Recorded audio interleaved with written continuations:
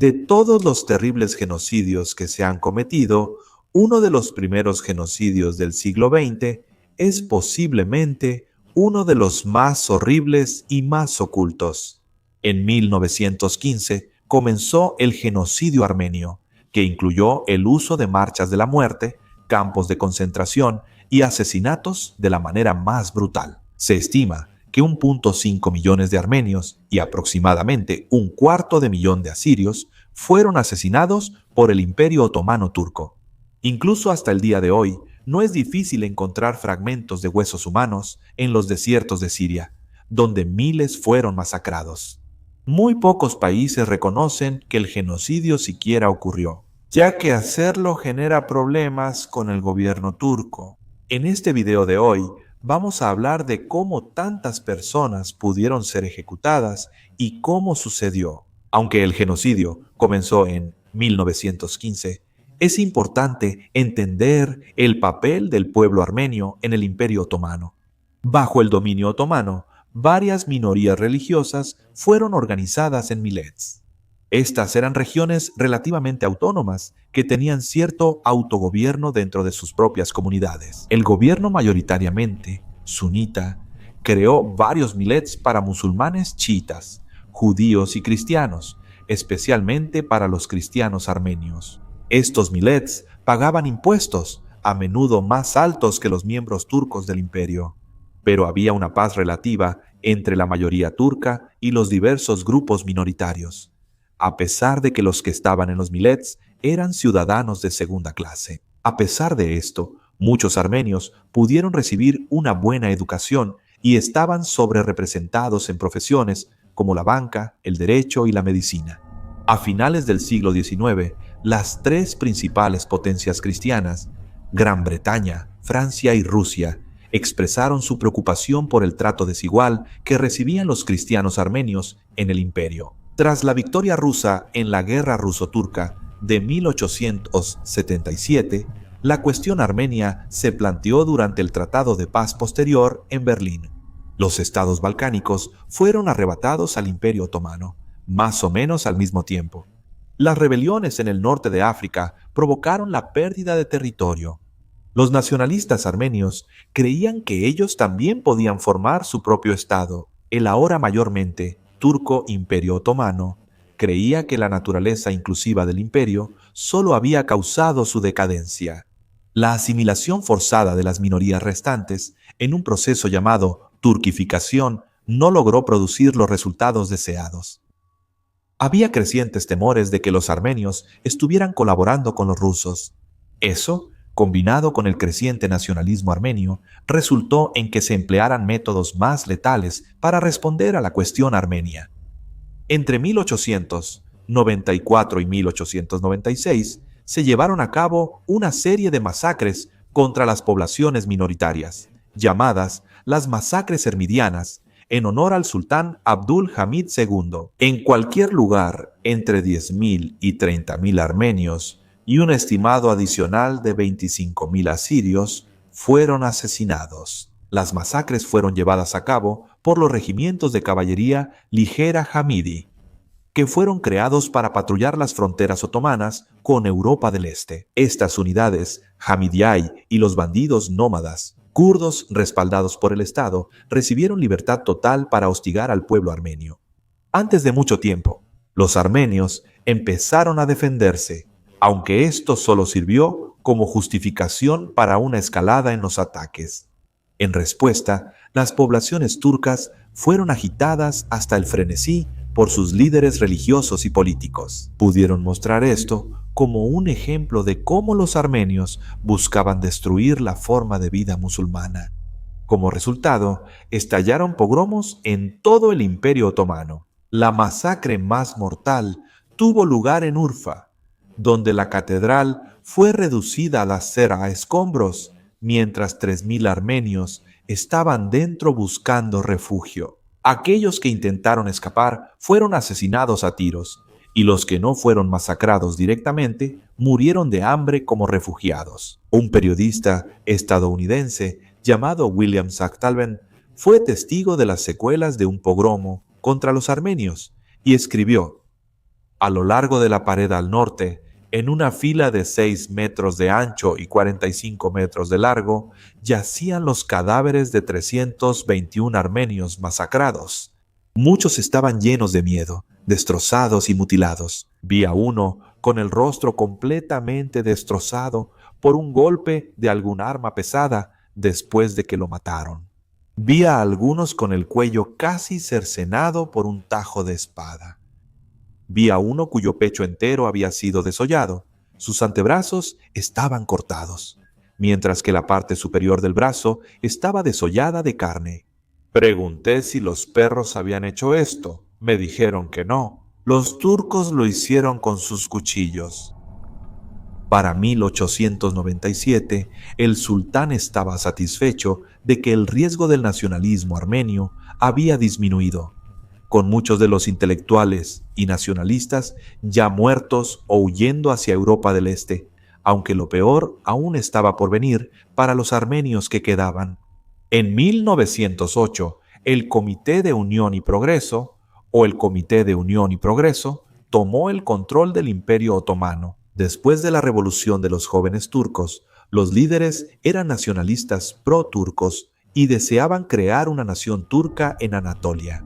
La dirección de este impulso por una nación turca estuvo a cargo de los 3 pachás: el gran visir, Talat Pachá, ministro del Interior, Enver Pachá y el ministro de Guerra, Ahmed Pachá. Pero otra derrota militar en la Guerra de los Balcanes de 1912 resultó en la pérdida del resto de Europa Oriental, controlada por los otomanos, con 850.000 musulmanes balcánicos forzados a entrar en el Imperio Otomano. Las cosas se veían graves para los nuevos gobernantes. Esta derrota contradecía sus afirmaciones de superioridad turca, así que se necesitaba otra razón para explicar la derrota. Talas Pachá y Enver Pachá ambos señalaron que había un tumor interno, refiriéndose a los armenios. Al comenzar la Primera Guerra Mundial, en 1914, los otomanos intentaron recuperar territorios perdidos en Europa del Este y el norte de África. Aliándose con Alemania contra Rusia y Gran Bretaña, el Imperio Otomano buscó impulsar la narrativa de la supremacía turca. La guerra más tarde resultaría ser una tapadera para la solución final a la cuestión armenia. Luchando en múltiples frentes, los otomanos intentaron alentar a los armenios en territorio ruso a levantarse y rebelarse a cambio de una patria armenia. Esta oferta fue rechazada y los armenios rusos y otomanos juraron lealtad a su propio estado. Esto fue visto por los otomanos como un desaire y solo alimentaría la sospecha de una posible colusión entre armenios y rusos. En la batalla de Sarikamash, las fuerzas otomanas sufrieron su mayor derrota contra el ejército ruso. El ejército incluía soldados armenios rusos. El ejército otomano sí tenía voluntarios armenios, pero aún así la sospecha recayó sobre ellos como la causa de la derrota. Una quinta columna que socavaba el esfuerzo de guerra. Los soldados armenios fueron desarmados y enviados a batallones de trabajo. Ya no se confiaba en ellos. Una vez desarmados, los soldados armenios fueron asesinados sistemáticamente por sus antiguos compañeros de armas. Pero el punto de inflexión fue la ocupación armenia de su ciudad sagrada de Van y la defensa contra las fuerzas otomanas. Los turcos vieron esto como una prueba definitiva de una revolución armenia con apoyo ruso. Sin embargo, los armenios que se atrincheraron en Van lo hicieron en respuesta al temor de una masacre generalizada de armenios en la zona. Unos 50.000 armenios fueron masacrados en las provincias periféricas, con la culpa atribuida a las milicias kurdas respaldadas por los turcos y vinculadas a los Hamidi. Es importante señalar que el turco John Damuri, la policía militar turca, también tuvo la culpa. De cualquier manera, los pachás tenían todas las pruebas que necesitaban para finalmente responder a la cuestión armenia. Como reflejo de la expulsión de 850.000 musulmanes balcánicos, los pachás organizaron las deportaciones masivas de armenios, griegos y asirios dentro de sus fronteras. Las deportaciones comenzaron en Constantinopla, apuntando a las élites políticas e intelectuales, y se extendieron por todo el imperio con redes de rutas que llevaban a campos de detención. No importaba si eran leales o potencialmente desleales. Todos los armenios fueron atacados y considerados una amenaza para la seguridad nacional. Las deportaciones se llevaron a cabo mediante marchas de la muerte. Los hombres y niños mayores de 12 años que estaban en condiciones de trabajar eran ejecutados muy a menudo frente a sus seres queridos. Los cuerpos generalmente se desechaban en los ríos, pero debido a la gran cantidad de cuerpos que obstruían el agua y la contaminación que causaban, esto se detuvo y en su lugar los cuerpos fueron arrojados a sistemas de cuevas o barrancos. Se informa que en un momento hubo tantos cadáveres en el río que, para despejar las obstrucciones, se tuvieron que usar explosivos. Las mujeres, los niños y los ancianos fueron llevados a marchas forzadas al desierto sirio, específicamente a Diyel el-Zor. Miles murieron en el camino, ya sea por las duras condiciones o por el trato aún más duro de sus captores turcos y kurdos. Los informes de agresiones sexuales eran comunes, al igual que las ejecuciones sumarias. Cuerpos quedaban esparcidos por el camino al llegar a Deir el-Zor. Los pocos que sobrevivieron fueron abandonados sin provisiones para morir. Una muerte de a días en medio del desierto. Se estima que 150.000 personas murieron en el desierto de Diyel el-Zor. Una sobreviviente de esa marcha fue Yanum Palutian, que tenía 21 años en ese entonces. Con la llegada de las fuerzas turcas a su aldea, todo lo de valor fue tomado: comida, dinero y animales. Vio cómo decapitaron a su padrastro mientras él suplicaba por misericordia. Junto con el resto de los niños y hombres, los demás fueron obligados a marchar hacia las montañas, con los pies sangrando todo el camino al ver el agua. Sus cautivos intentaban beber lo que podían antes de que los escoltas de John de Murray los alejaran a golpes. Ella fue testigo de cómo mujeres y niñas eran llevadas para ser agredidas sexualmente y nunca se las volvía a ver. Yanum evitó ese destino untándose lodo en la cara y fingiendo estar discapacitada. Cualquiera que intentara salir del convoy era asesinado de inmediato.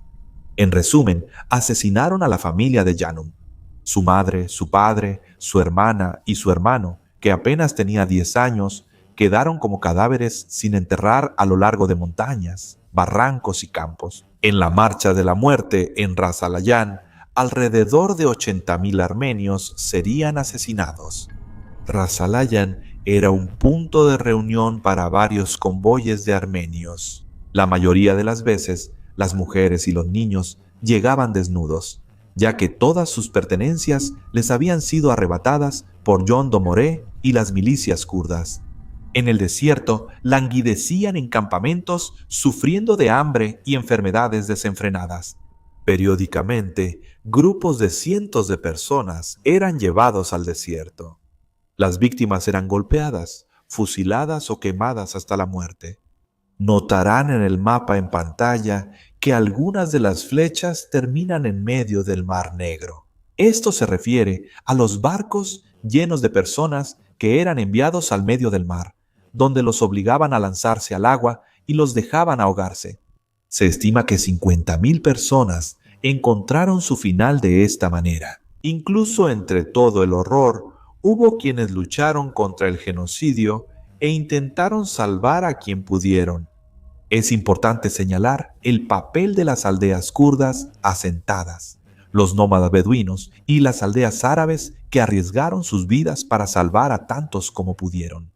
A menudo, los niños eran enviados lejos de sus familiares con esas personas con la esperanza de que sobrevivieran. Los padres a menudo tenían que tomar la decisión imposible entre un hijo o una hija, eligiendo muchas veces a un hijo para que la línea familiar pudiera continuar. Hubo algunos en posiciones de poder que pudieron ayudar a esas personas, especialmente Fidel Albud, el alcalde de Diyel el-Zor. Él pudo proporcionar algo de comida y refugio a quienes fueron enviados a morir. De los 2 millones de armenios que vivían en el Imperio Otomano, solo quedaron 40.000 después de las deportaciones y ejecuciones. El Imperio Otomano colapsó tras su derrota en la Primera Guerra Mundial, y los 3 pachás huyeron para evitar ser procesados por sus crímenes en los tribunales militares posteriores. Los líderes del Comité de Unión y Progreso fueron declarados culpables de varios crímenes de guerra y condenados a muerte, aunque esto fue en ausencia. Talat Pachá fue asesinado en Alemania en 1921 por un armenio, quien finalmente fue declarado no culpable debido al trauma causado por sus experiencias durante el genocidio. Enver Pachá fue asesinado en combate contra el Ejército Rojo ruso por fuerzas bajo el mando de un armenio ruso. Ahmed Pachá fue asesinado en 1922, mientras trabajaba en Afganistán, nuevamente por armenios que buscaban venganza. Hasta el día de hoy, pocos países reconocen el genocidio armenio. Hacerlo dañaría las relaciones con Turquía.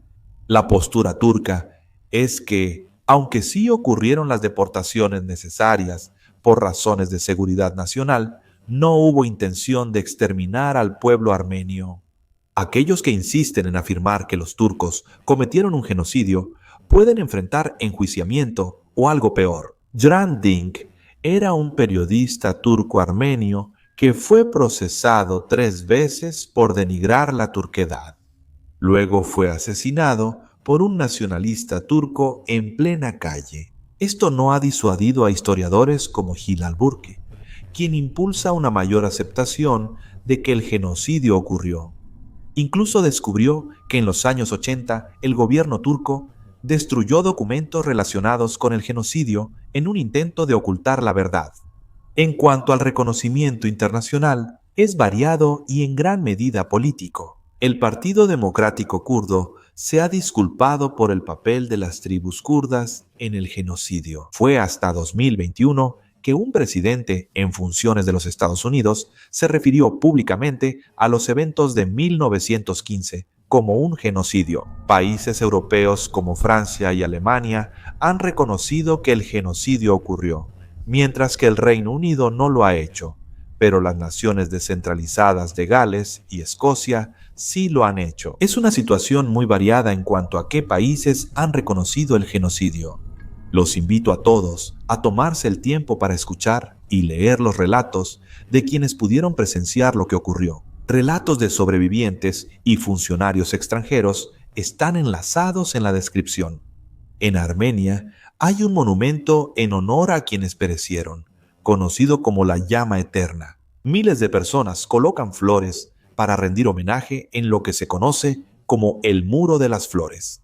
El chivo expiatorio de una minoría es una historia que se repite con demasiada frecuencia en nuestra historia colectiva como humanidad. Los horrores del genocidio armenio se repitieron a lo largo del siglo XX, a menudo contra minorías, en una posición social similar a la de los armenios en el Imperio Otomano. Uno espera que al recordar el genocidio armenio podamos estar un paso más cerca de evitar que horrores así se repitan.